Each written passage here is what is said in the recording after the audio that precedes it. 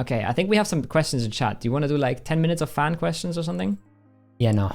We did 45 minutes of answering Twitch questions. That is basically the whole part 2 of episode 12. So yeah, go enjoy that. Let me know what you thought. Let me know what questions you're missing.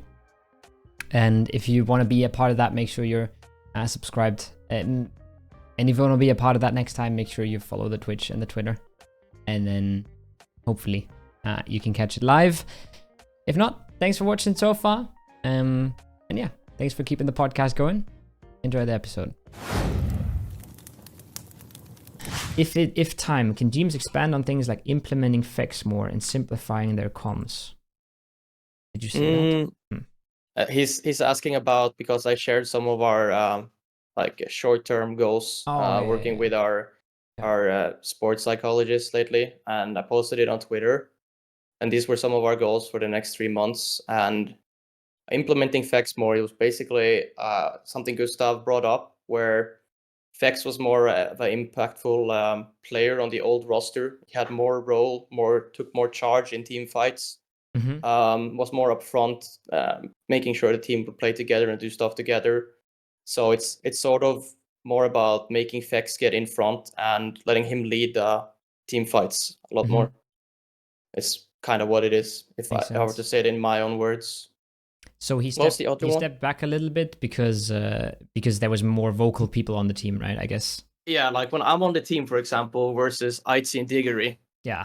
Gustav and FaZe was like you could say the core of FaZe before, right? Now it's more like me and Gustav.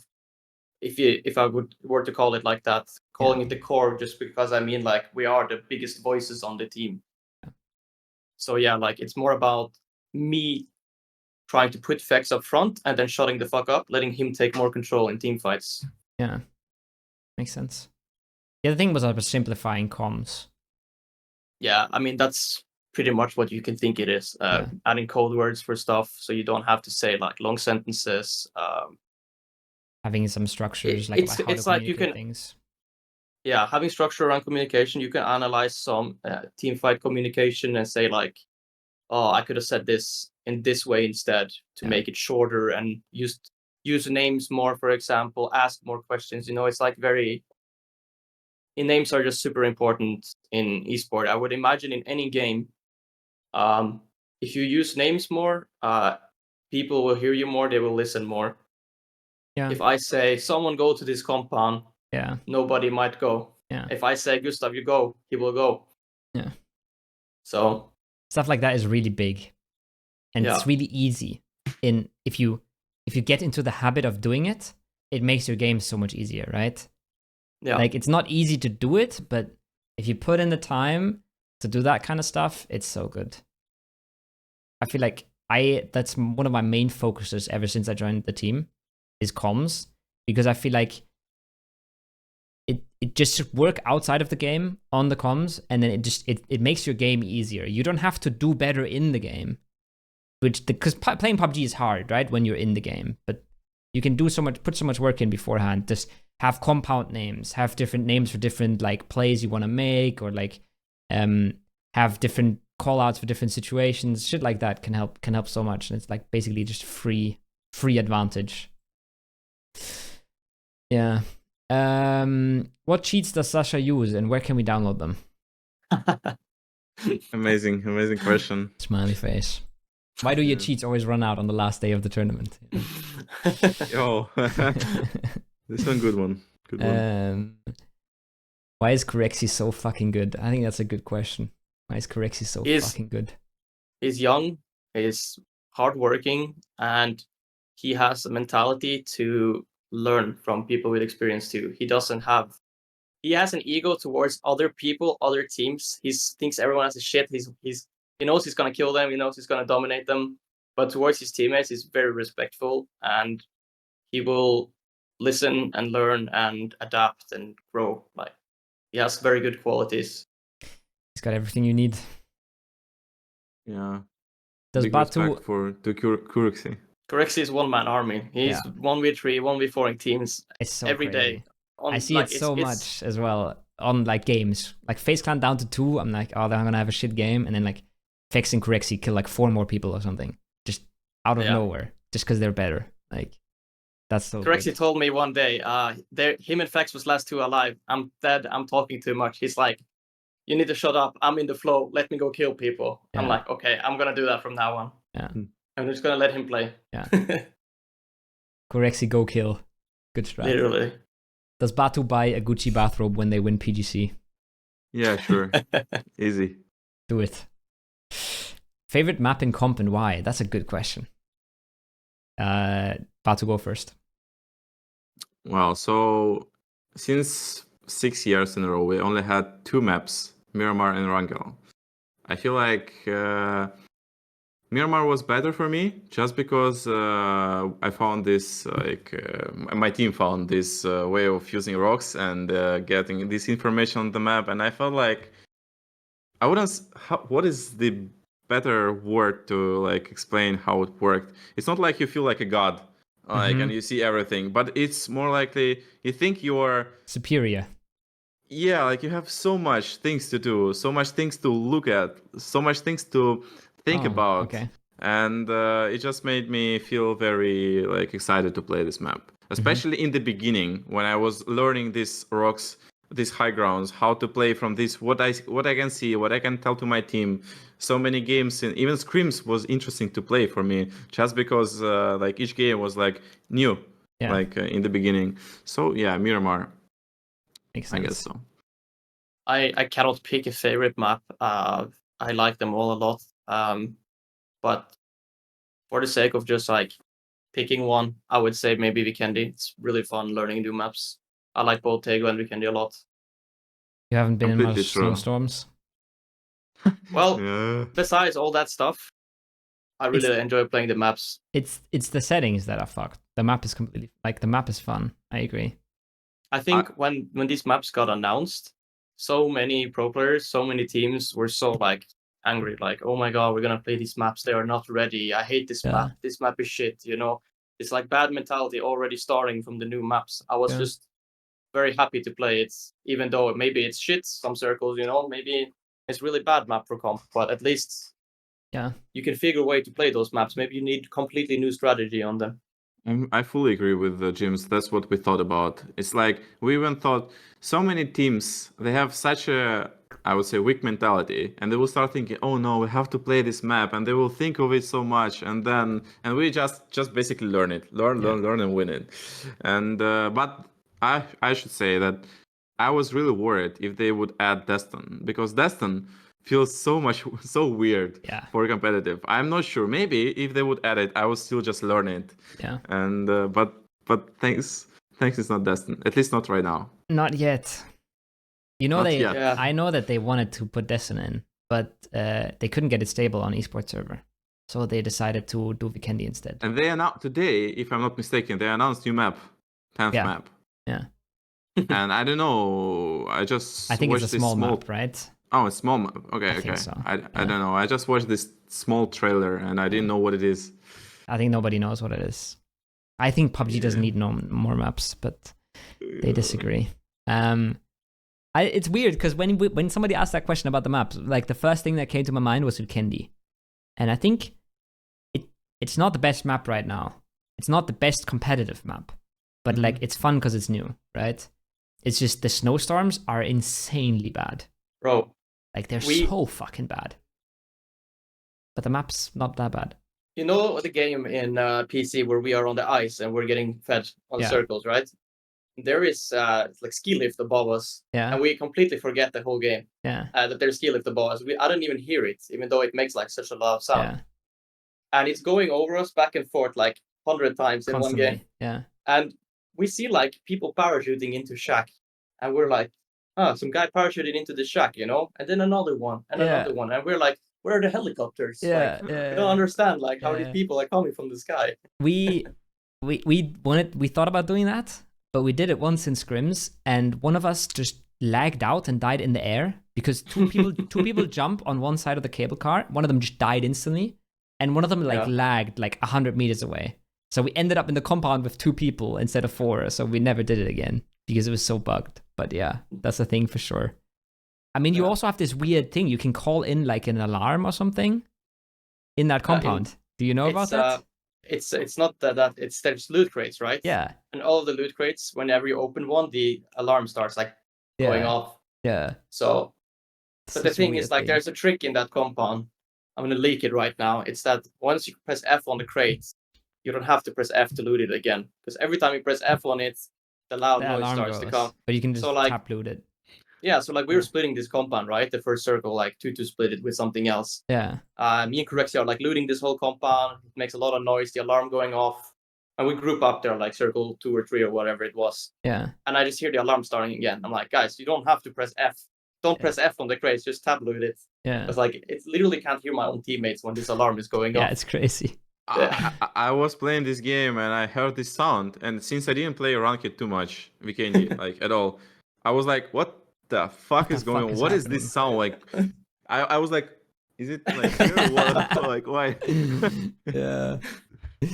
I didn't know it was a thing. I only saw it on the Americas broadcast because I think Sonics was in there or something one game, and we saw them like looting the things. I didn't know it was a thing until that.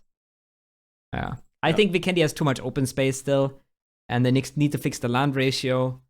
But it's just fun to play something new. And TWIS feels really boring to me. I don't know why. TWIS feels like, I don't know. TWIS doesn't excite me at all. But Vikendi is kind of cool. Yeah. Next question. Who will each team sign as a bench player for PGC? Oh. Do you guys already know if they're subs or not? Because nobody told us anything. Sounds like Sasha not. I think you could bring a sub. You can on every but you don't PGC have event. to. Because in PGC 2022 you had to bring a sub, right? In PGC 20, yeah. But for this year we didn't have subs in like major like this PGS 1, PGS 2, I guess. Yeah. I think it's really bad, by the way. We just use our coach as a sub. Yeah. You can. We too. Yeah. We also can like. But what does like Sonics do or something if someone breaks an arm? Gunner plays, of course. Yeah. What do you mean? Like not every team has like an ex-comp player that's a coach, right? But you might not have seen Machine Gunner with the mortar though. Like you might not have seen that yet. Is he the best? He is a legend with the mortar. Yeah. Let's go. Yeah, I think there's no required subs. So most people will just have their coach as a sub, and then if we're allowed to bring one more person, which I assume we are, a lot of people are gonna bring like the like a media guy, right? Or like a manager. One of those two. Yeah, or like all the other teams will just bring their girlfriends on vacation, like they usually do. Always of course they will. But you can't say anything anymore because Example brought his girlfriend to PGC, and he won. True. That's even what we were talking about. Like bringing girlfriend to a tournament? No way. Kickstart have Example. Yeah. But there is a thing, you know, like Example won this tournament, and he brought his girlfriend, and it was once. Yeah. And all other times, all the teams that who are bringing girlfriends like for the whole tournament, it's kind of weird. And he still pushed his girlfriend when he won. Really? I mean, I've seen the clip. It's just a meme. She like tries to hug him, and he's kind of like, no. Yikes! It's funny. That's crazy. He's like, leave me alone. I think he was like, let me celebrate with my team first. I'm pretty much sure what it was. Yeah. BatulinS, can you give advice for teams without Auric, like tier 3? How to be so stable like your team? Yeah, I read this comment. I don't know. It's such a like. It's not that hard to answer, but it's hard to answer like briefly, quickly. Yeah. It's like, what can I say? Like you need to work on your communication skills, individual skills, macro, micro, like everything. Everything. And it's hard. Like you just need to work first of all. You need to be dedicated to the game, like the whole team, as we already discussed. Yeah. Otherwise, you will never get achieve anything if you're not having 4 dedicated. Especially if you're tier 3, you have to green the game a lot, and trying to not to do the same mistakes. Like trying to find out which mistakes you already did, somehow write it down, and try not to do the same. Yeah. So there's so many things as well, right? And like. Yeah, I don't know. It's really hard. I think when you don't have a good team yet, it's so hard. Like you look at all these teams that are constantly like forming with 4 new players, and it's like, and then next tournament somebody's leaving, somebody's quitting, somebody gets kicked, and you're just constantly changing and stuff. It's so hard to find a team that just sticks together and grinds it out. And I feel like there's so few teams that actually do that. It's kind of crazy. Mm-hmm. We have to get through some of these questions. I'm just like 15 minutes behind or something. Do you think there's a big disparity between Western teams versus Asian teams? And if so, is the individual gunplay synergy, strategy, gameplay? I'm gonna say my answer first. I don't think there's a big disparity. I feel like every region has some really good teams, and then I think Asia is a little bit more cracked individually sometimes. Europe is a little smarter sometimes overall, but every region has really good teams, right? Mm-hmm. Is what I would say. Yeah, the major disparity I could think of is between Asia and Europe. How Asia doesn't avoid fights, and Europe kind of people try to rotate away from each other and survive for so long. That's the only thing I can think of. Yeah, sure. We felt that a lot this PC as well, and maybe even the last one, maybe the last PC as well. Like in Europe, if you're a team that sends to the middle, you don't have a lot of competition. You're just like you're competing versus Howl and DA if you're sending to the middle, and they kill each other all the time because of that. But in Asia and stuff, phase 3 on Miramar happens. 3 teams are crashing the winning compound. You know, in Europe it's like, oh shit, man, this compound's taken. What do we do? In Asia, it's like this compound wins the game. We're going in. It's very different gameplay. I think it's really weird, right? With how professional this game is in Asia, especially China, Korea, APAC, how much support they have, like in a team house, full-time, coach, analyst, you know, all this, making way more money and stuff. I think it's weird that NA and Europe are as good as Asia. Do you guys think, you know what I mean? You guys think that makes sense? Yeah, a little bit, it makes sense. I guess I have a little bit different view on the whole team house thing. Yeah. Because I don't even know, like, living in a team house is like a big buff necessarily. I just think overall there's so much more support. They're trying to do the things so much more professionally and stuff. Yeah, I remember PO having like 8 analysts in like South Korea, like 8 people with laptop showing him stuff. Like, yeah, you can go too far for sure, but I think overall with just all of them being full-time as well, right? Like how many people in Europe are full-time PUBG? It's like, I don't know, like 20, 30, whatever players, max. It's very different, but somehow like the regions can still compete. Or also, how does a region compete like North America that has like 2.5 good teams sometimes, 5 good teams sometimes? Like their lobby falls off really, really hard, I think, when you get out of that top 5. How do they still compete internationally? Like how is Sonic still good enough to win PGS2 when their practice is so much worse, right? Their scrims are so much worse. Yep. It doesn't make sense to me. In that sense, it's very interesting, that they can perform at a top level while playing versus worse people all the time throughout the year. Does Twisted and FaZe have a policy about going to the gym to get in a good shape physically? That's 2 no's, right? There's no policies. What does a policy mean? Like policy mean like your players should really go to the gym or have to go to the gym?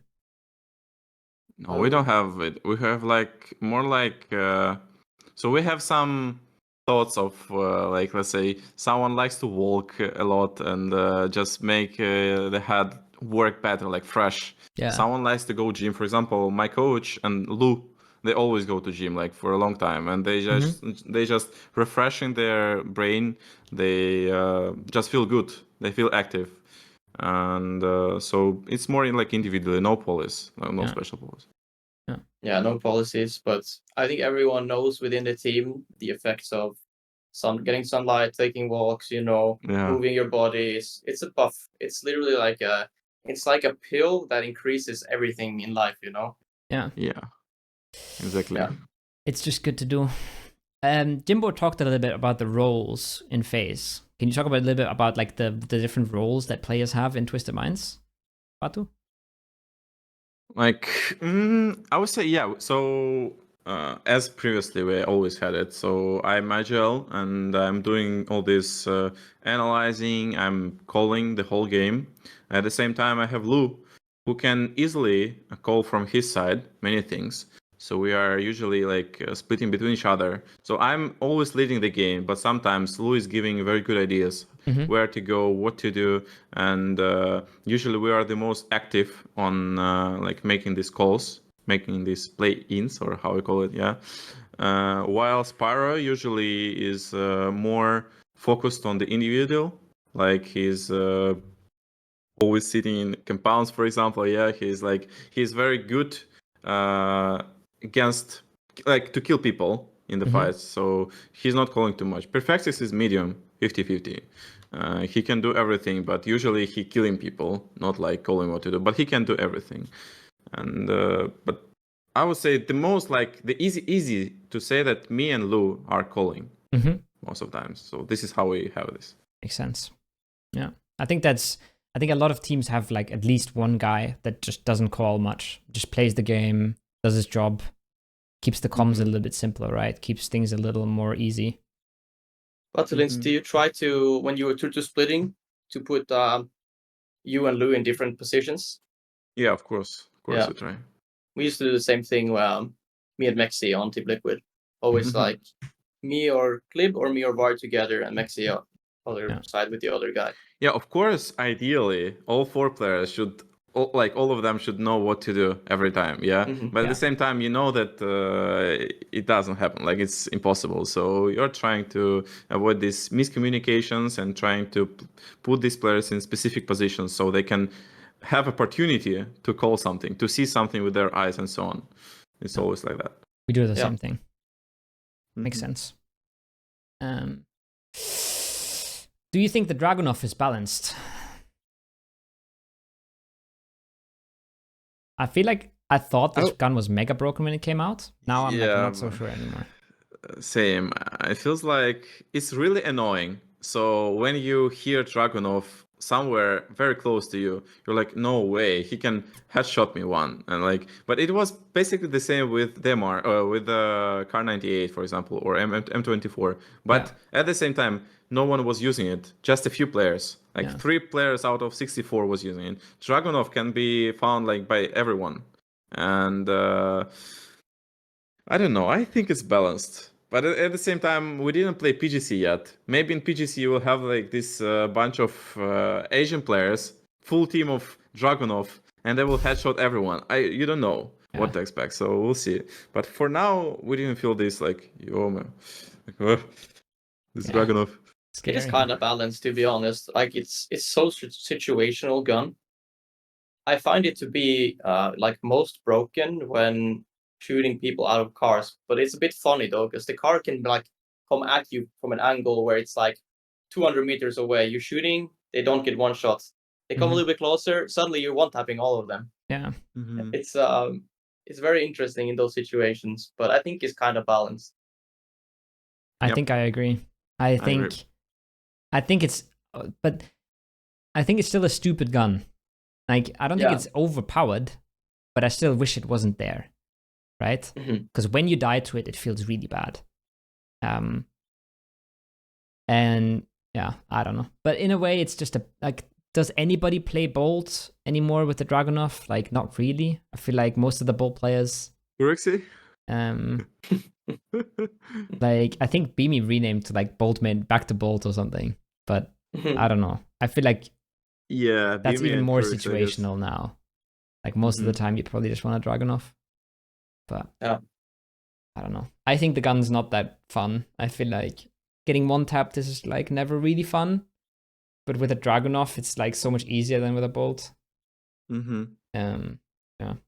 But nobody's gonna complain about the Dragunov when we have like Panzerfausts and shotguns and all that stuff in the game, right? So we have bigger problems. But have you seen how much Chinese players use these mortars and this Panzerfaust every game? I see like 10,000 like boom, boom. Yeah.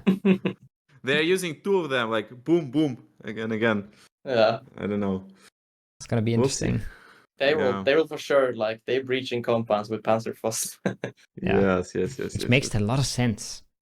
Like, we pick them up all the time, but we really don't use them enough. But we also just don't breach compounds if we don't have to. Like, when it came out, I played one all the time. I tried to main it, but it was just like so many situations where I didn't get to use it. Yeah. And I could just use DMR instead. Yeah. That's why I had one in PNC. I was just like trying to hold a city, and then I just ended up without a DMR because I didn't have time to go back for my DMR, and I'm just standing in the middle of a field with a fucking Panzerfaust, and you're just like, oh, you know. Yeah. Not good. Does Twisted Minds or FaZe ever do scrims or ranked where you just do funny, unserious stuff? You jump to sometimes just scrim for fun and stuff? Always. Every scrim is fun. I never played for fun anymore. Yeah, me too. I'm kind of, I would say, I don't say it's good or bad. I'm just saying I'm playing this game for so long, so I don't feel, I'm not interested to just have fun. I just want to win, and that's all. Yeah. For me, it's like that. I watched like some casual players stream like a few days ago, and they were so excited. And like, it was like a friend of Keanu, and Keanu was like telling him what guns to use, and then the guy didn't know what grip to use. I said like, just do one spray to like see how the grip feels, and he's like, no man, people could hear me. I was like, bro, I wish I was in that time of PUBG where you like care so much about the game. Yeah. You're so excited about it, but it's just hard. For that question though, I think it's any team at the top level should always have some purpose or goal when they're playing. Always have, even if I'm playing ranked and I'm streaming, maybe I'm playing solo ranked, I always try to have something small to focus on. Mm-hmm. So, for example, something small when I play 1v4, I can be like thinking to myself, I should aim more for the head sometimes, or I should be pre-firing more. That's like something individual, small I can do for myself. And then when you practice with team, you always have some goal, something you're weak at. You try to always do it. So you don't always just playing to play. You always have something that you're working on. Sounds like a great advice, especially for people who only start. You should always put these goals on everything you do, and you will achieve much more. Yeah. Which current PUBG pro can bench the most? Nalup. Nalup. I think. I don't even know anyone else that's like jacked. No. Yeah. Nobody. There is very little. If you compare CS and PUBG, CS players are a lot of jacked players. Yeah. It's weird. I mean, I guess it makes sense. It does make sense though. Like, it's a better thriving esports, more money, more people. Of course, there's gonna be more healthier players or whatever there. It also matters more in CS, I would say. Like your physical health matters more because your reflexes and everything have to be so much better, right? Like in PUBG, you can get away with experience. PUBG is old man's game. Yeah, old man's game. I don't know. Also in CS, you fly the whole year to many countries. If you are weak with your body, you will just die. I don't know. It's like super hard. In the plane seat. Yeah. Oh, Fuzz might be able to bench more than Nalup. Oh yeah. Fuzz is strong, but I think Nalup is bigger than. Wait, who is this player for Genji? Taemin or no? How Taemin? What's his? Yeah, like he's giga big. Oh yeah, there's the one. Jacked? I don't know, like. At least at PGS1, I didn't think there was anyone. I was more talking about PGC 2019 or 18. Yeah. Yeah, probably Nalup. Are there any new? The Danava coach though. He's pretty jacked. He's literally bodybuilder. Sonic. Sonic. He works out. Yeah. For sure. Are there any new land ratio locations on new Erangel? Probably not, because PUBG doesn't change land ratio when they update maps. On Erangel? Oh yeah, nothing on Erangel. Yeah. Is BBL gonna take someone just for PGC? What is that question? Oh, you mean if they're gonna sign a team just for PGC? Nah. Oh. Yeah, I have a question. Like, imagine you, Kowo, you are BBL. Would you sign QM right now or not? No. Okay. DA has done that in the past, right? Where they just picked up any team to play one tournament. And I think that's so weird, because what you're trying to do, right, is you want fans to become BBL fans, not fans of the team. That's what the org wants, right? They want to be big as an org. They don't want only to be fans of the players. But if you just pick up random teams and you kick them after a few months and stuff, like, that's going to make the BBL fans feel like, what the fuck is going on? Like, you want a successful team, but I think you also want a team that people relate with and people like to watch and everything. So, like, I think it's already weird that FUT and BBL both went for European teams. So you think QM is not going to be like successful under this tag? I mean, they look like a team. No. I think. Well, so the main reason I don't even think about BBL picking up QM is because BBL is keeping Smash, right? They didn't kick Smash. They just kicked the 3 non-Turkish players. Mike is already streaming other games, by the way. I don't even know if he's going to keep playing PUBG. Michael started streaming the day after he got released from BBL. Like, he was on vacation for like the last 2 months, and then it's like, out of BBL, he's back to the streaming grind. I don't know what's going on. That is funny. Yeah. Be like that sometimes. We've seen that before. We've seen that a lot. As soon as you get kicked, you're back to the grind. I think QM is going to perform. I just think it doesn't make sense for BBL to pick them up. That's why I was thinking about earlier. I don't know who picks up QM. I don't know if there's like a CIS org or something that would want to pick them up, but yeah, I don't know. Not sure. I just think Pro or Team Spirit, I don't know. Yeah. I just think it makes sense for BBL to have a good Turkish team. Because that's where 99% of their fans are from, right? No. And with the MEA slot in Europe, like, it's not that hard to go to PGC with a good MEA team. Like, it's pretty doable. There has been this award system, though, I think, for orgs, where it's like the more tournaments they participate in, the more like they get higher on some ranking. So like, there's been teams getting picked up just for this, like. Oh yeah. But that was just for PGS 2. That was just for Gamers 8, right? Okay. That's why some teams got picked up for Gamers 8. Yeah. I thought it was like a Nobel Prize type of thing. No. That they could just like place as many tournaments as possible and get higher up on the ranking. That'd be nice, but that was just for Gamers 8. They had like a org leaderboard across all their different games. Yeah. I would say the only lucky team was this Silson team. Yeah. Who was picked up by Falcons to participate in this award. Yeah. And then they steal with them. Yeah. Maybe it's going to work just until PGC, but maybe they will be lucky. They will play good and they will just stay longer. Especially because there will be another.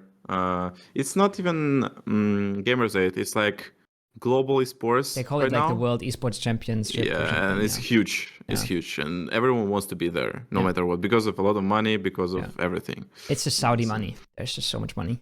Like, it's just hard to argue with. Yeah, I think they got Jesus Christ! Someone just donated 10,000 bits. Hey. Jesus. I'll PayPal you guys later. Okay, you guys both get 3%.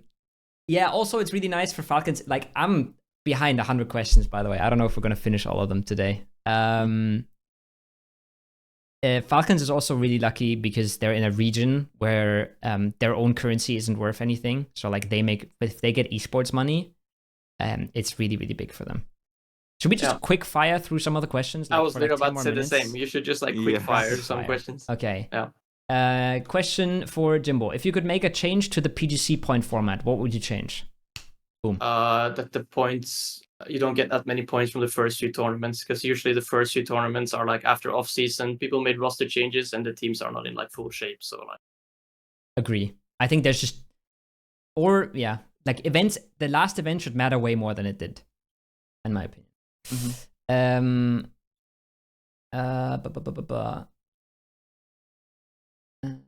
Is there any team pre-match routine, Sasha? Like, what do you do before tournaments? Before tournament day, or like before on a tournament day before the games? Okay, so I wake up. I have to, first of all, I need to sleep good. Then I have to wake up. I need to have some time for just bath. Then I have time for eating. then I have public or ranking games for 1 hour, and then I have to walk for like 30 minutes. So my brain start like to refresh and to just be on focused. Yeah, that's that's all. And don't think too much between the game days. Yeah. Never like analyze too much and so on. You won't change everything in this 5-10 hours. Don't fix things during the tournament. Fix them after. Yeah. Focus on performance. Okay, next question is for you as well. What do you think about Hakatory and Difx? If I'm correct, this PSC was their first big event and they performed well. Maybe Russian-speaking org like Navi could pick them. Yeah, of course, it's possible that they will picked. And I can't say anything about this place right now. Like, they play good. You know them right now. You can imagine that maybe in the future they will be like superstars. Or maybe they will just do nothing. So you never know. But yeah, of course, why not? Good luck to them. Yeah. Jimbo, what is the biggest change you would like to see in PUBG esports? One change. Holy fuck. How do I pick one? Yeah. I don't even know, bro. Where do I start? Like, my head can't even like think of one thing. Like, from a lot of things, I could just be like, boom, instantly. But this question right now, yeah, my brain is just literally there's going so like, much. Yeah. I don't know how to answer that question. I would actually have to think like hard on it. Yeah. I would just answer instead of Jimbo. Just listen. Yeah. Yeah, just listen. Just listen, take feedback. Yeah, that is a good. That's just a good start answer. making sense. You know. Yeah. But that if they would listen, that would be like huge. Oh my god, that would be so good. How much time do you practice besides scrims? How many hours do you use sandbox or analysis a day? You can both answer that really quickly, maybe. I would say first of all, it depends on the player. So let's say, for example, there will be, I don't know, Spyro. Yeah, he would play more the game. And if it would take me, I would spend more time in sandbox. So it depends. It can be basically usually the half of a day I'm spending some time or sandbox or scrims or together with scrims. Yeah, so it can be, sometimes it can be 2 hours, sometimes 5 hours. Yeah. Depends on the mood. Yeah. There's so many different things that you can do, like TWIS, sandbox. So many things you could do. Sometimes it's nothing on a day. Sometimes it can be like the whole day. It's just, in general though, like I try to always, but on scrim days, I try to do something more than only playing scrims. Even if it's just my own personal performance or doing some TWI or sandbox. I think it's what 99% of PUBG players should do. I feel like people don't work smart. Lots of people don't work hard either, but very few people work smart and actually have like goals and specific things they want to get good at. Okay. I think we blasted through almost everything. I think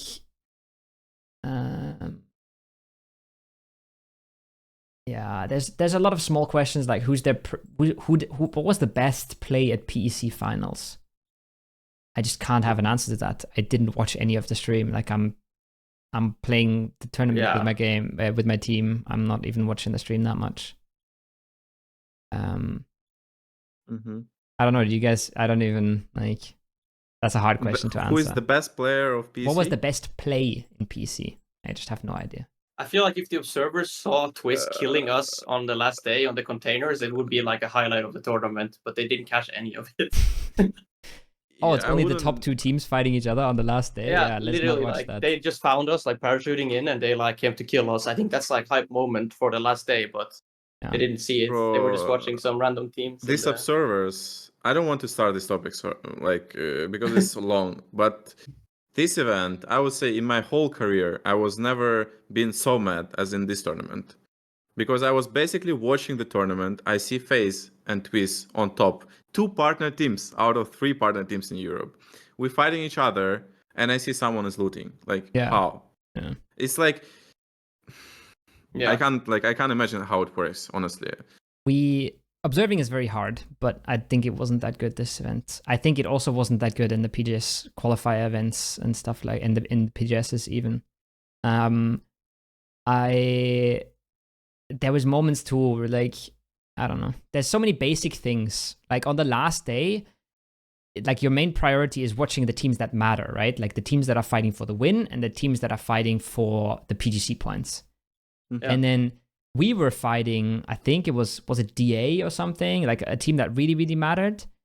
And on the other side of the map, like Bad Boys were fighting, I don't know how, or like some like 14th place versus 13th place. And they just go, they cut away from us and they cut to like the 13th place team. And I'm just like, this fight really doesn't matter at all. Or yeah, like, I started to yeah. So sorry, go on. Or there's like a 1v4. And they watch the 4-man team and they watch the guy that's the furthest away from the fight. So he does nothing. And the solo just knocks 3 people. And we're on this guy who's far away from the fight. And I'm just like, it's so like simple to fix that if you just think a little bit, you know? But observing is very hard. I work like with the NA team observing, and it's, even if you know what to do, it's not that easy to execute all the time. So I understand that shit happens. Yeah. But yeah. Yep. Okay, I think we talked about a lot. We talked about the Sonics and LG roster change a little bit. We basically said it has to be personal issues, right? And I think that's all we know. Same for Navi. Has to be something personal because the performance was there. Okay, 2 more things. Somebody asked if jeemzz or Sasha could be observers. Every comp player that's good at competitive PUBG can be a really good observer. Because you have the comms and you have the game knowledge, and that's what you need. Because what people don't know is these are big teams, right? You need to be really good at communicating, and then you just need to have the game knowledge, and that's what matters. But don't become observers, because it's really like, it's people will hate the observers if they're bad, and if the observers are good, nobody notices. Because if you're doing your job well, nobody talks about you, because everybody's like, holy shit, that was such a good fight from TWIS, you know? Nobody's like, wow, the observers noticed that TWIS was fighting FaZe, you know? Nobody ever thinks like that. I see like maybe 1 in 100 comments saying this observing is good, you know? It's like a referee in a football game. If he's good, nobody notices, you know? I wouldn't agree with you right now, because I feel like in this tournament, since Observer didn't show anything, but this one time that he showed the fight, everyone was like, whoa, finally, he showed that this Observer is the best. Yeah, but yeah, of course, yes, of course. All right. Guys, I think we're going to call it here. Me and Jimbo are both scrimming in 40 minutes. And Batu, you said you slept 4 hours or something. So yeah, today I'm chilling. We're gonna leave you alone. That was fun. That was 2 hours of good fun. I could always go for like, I don't know, I could keep going forever. I always have to cut it off at some point. Yeah. Yeah. I hope you guys enjoyed. Thank you for coming on, Sasha. Sure. Invite me more. I will come. Yeah. I'm gonna try to get an episode going at PGC. If our media guy is coming, I'm gonna work with him to have like 2 or 3 mics, and we'll find a spot and we can do like a live episode. That would be cool. That's cool. Yeah, that sounds very cool. Yeah, that'd be nice. And yeah, thanks everybody for watching. If you missed the start or something, I'm gonna put it on YouTube as always. Thank you guys for coming on. And I'll see you guys. We'll see you guys pretty soon. Yes, bye bye. Yes. Bye bye. Thanks. Later. That was part 2 of episode 12. I hope you guys enjoyed. I had a lot of fun. We had a lot of fun. We could always talk for hours about PUBG, but then people have to go scrims. People have to go get working, you know. If you enjoy this kind of content, you can always use the creator code that supports for absolutely free, or you can become a member on YouTube if you wanna contribute some money to the podcast. Other than that, I am hoping we get to do a live episode at PGC. If our media team is with us and has some microphones and equipment ready for us, maybe we can do that. If not, the least I'll do is like an AMA session, something like that. But yeah, hopefully a little bit of content during PGC, but I can't promise all too much because obviously the main focus is winning the tournament. So I'll see you guys very, very soon, and thanks for watching.